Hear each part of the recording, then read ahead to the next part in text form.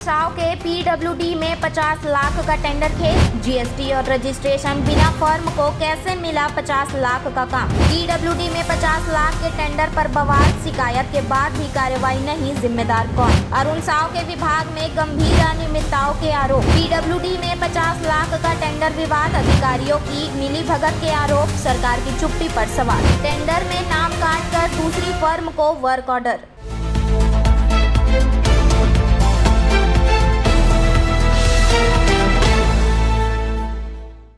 प्रदेश की राजधानी जहां मुख्यमंत्री से लेकर मंत्री और वरिष्ठ अधिकारी बैठते हैं, वहीं लोक निर्माण विभाग में 50 लाख रुपए के टेंडर को लेकर गंभीर अनियमितताओं के आरोप सामने आए हैं। मामला डिप्टी सीएम एवं पीडब्ल्यूडी मंत्री अरुण साव के विभाग से जुड़ा है, जहां आरोप है कि निविदा प्रक्रिया के दौरान मूल फर्म का नाम बदलकर दूसरी फर्म को वर्क ऑर्डर जारी कर दिया गया और भुगतान भी कर दिया गया। बता दें कि टेंडर प्रक्रिया में श्रीजी इलेक्ट्रिकल्स ने सभी जरूरी दस्तावेजों के साथ निविदा में हिस्सा लिया था, लेकिन बाद में कथित तौर पर दस्तावेज में एक लाइन में उसका नाम काटकर फॉर्चून अंश का नाम दर्ज कर दिया गया। इसके बाद इसी फर्म के नाम 50 लाख रुपए का वर्क ऑर्डर जारी कर भुगतान कर दिया गया। मामले में अधीक्षण अभियंता टीआर कुंजाम और कार्यपालन अभियंता एसके झरिया पर गंभीर आरोप लगाए गए हैं। आरोप है कि यह पूरी प्रक्रिया अधिकारियों की मिलीभगत से हुई। जब इस संबंध में एसके झरिया से पक्ष जानना चाहा गया तो उन्होंने कोई प्रतिक्रिया देने से इनकार कर दिया, जबकि टीआर कुंजाम ने भी मिलने से मना कर दिया।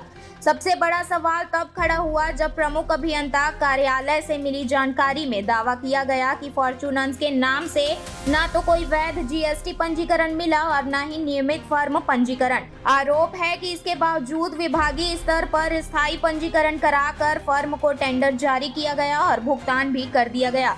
बताया जा रहा है कि इस पूरे मामले की शिकायत राज्यपाल, मुख्यमंत्री और डिप्टी सीएम अरुण साव से भी की गई, लेकिन अब तक इसकी कोई भी कार्रवाई की जानकारी सामने नहीं आई है। अब सवाल उठ रहे हैं कि यदि शिकायतें पहले ही शासन तक पहुंच चुकी थी तो जांच क्यों नहीं हुई। यदि फर्म का पंजीकरण और जीएसटी संदिग्ध थे तो टेंडर और भुगतान किस आधार पर हुआ, और यदि आरोप सही है तो आखिर जिम्मेदारी किसकी तय होगी।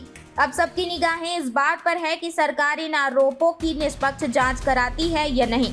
दावा किया जा रहा है कि अधीक्षण अभियंता टीआर कुंजाम ने नोटशीट में फर्म द्वारा उद्यम रजिस्ट्रेशन प्रमाण पत्र प्रस्तुत करने का उल्लेख किया, जबकि आरोप है कि टेंडर दस्तावेजों में ऐसा कोई प्रमाण पत्र संलग्न नहीं था। आरोपों के अनुसार इस आधार पर फर्म को अयोग्य घोषित किया जाना चाहिए था। फिलहाल मामले में विभाग की ओर से कोई आधिकारिक प्रतिक्रिया सामने नहीं आई है। अगले पार्ट में बताएंगे अधीक्षण अभियंता टीआर कुंजाम ने कैसे किया खेला।